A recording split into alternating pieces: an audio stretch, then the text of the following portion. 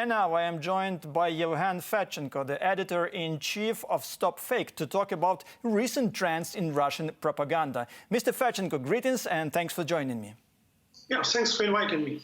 So, Mr. Fedchenko, there are numerous reports, for example, from The Guardian and Harvard Law University about the use of prohibited weapons by Russian soldiers.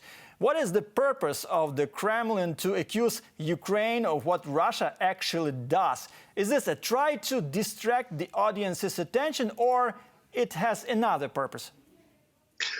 Yeah, I think the answer is that they really want to discredit Ukraine and Ukrainian Armed Forces. On one hand, and on the other hand, they just mirroring their own practices, because actually Russian armed forces were accused many times using those types of weapons which are prohibited by international law.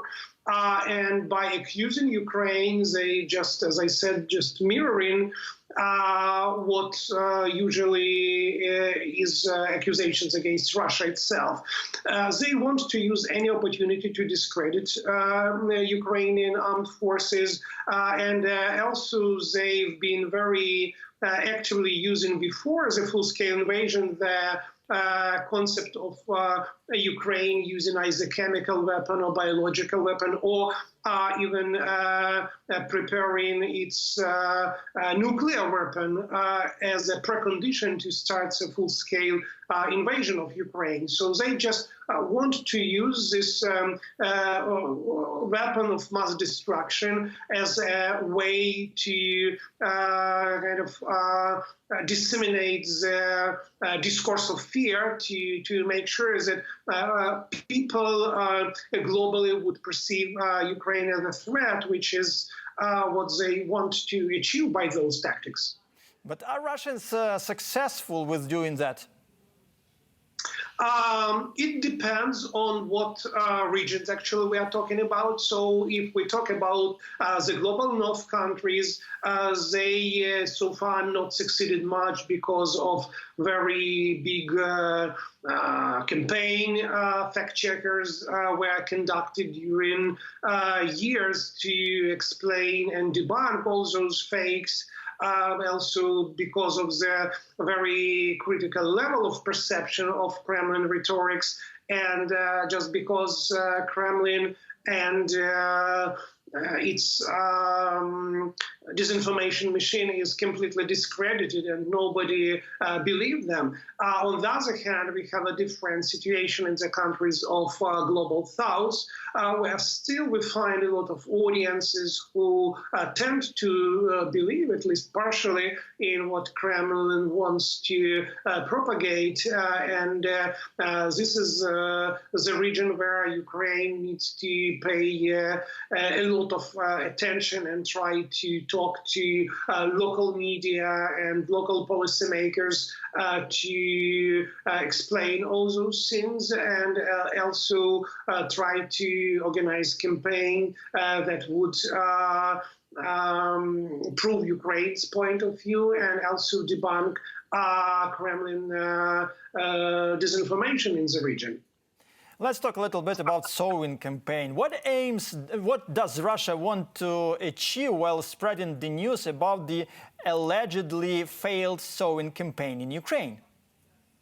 I think for that narrative, there are two potential audiences. One is inside Ukraine to disseminate fear in the countries that potentially Ukraine might face problems with food in the future because of this. On the other hand, they absolutely clearly blame international agreements Ukraine achieved and is fulfilling, delivering those food supplies to international markets, including in the global south countries. So they want to reach out to those countries as well, and again to put the blame on Ukraine for any shortages of food supplies in the future, in the same way as they are doing that right now. So every time we see any news about food shortages in the global south countries, Russia tries to blame Ukraine, not Russia's aggression against Ukraine, for the shortages of food. And again, Russian disinformation tried to fully explode the food crisis as one of the side effects of its aggression against Ukraine. Oh, I see, unfortunately. Mr. Fedchenko, and my last question to you for today will be as follows. How does the strategy of dehumanizing Ukrainian governments help Russia in the informational war? This is not a new approach. They've been doing that since 2014 or even before. And this narrative is not new. They really been working very hard to disseminate that among different audiences to make sure that Ukrainians would really look absolutely dehumanized and they would not get any support from allies and partners, that Ukraine would not be able to get any arms supplies, any financial support, or any moral support, because the image they've been constructing of Ukrainians as fascists who came to power as a result of coup d'etat, who was conducting allegedly genocide in Donbass against local population and other sins, all that was working together to demonstrate that Ukrainians are really non-real humans and they should not get any real support. That was the main purpose of this campaign.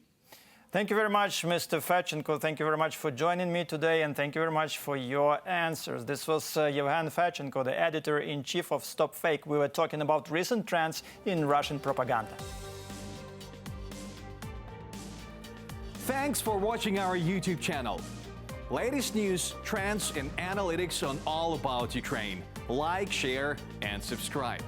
Any questions, proposals, and comments? Contact us via email.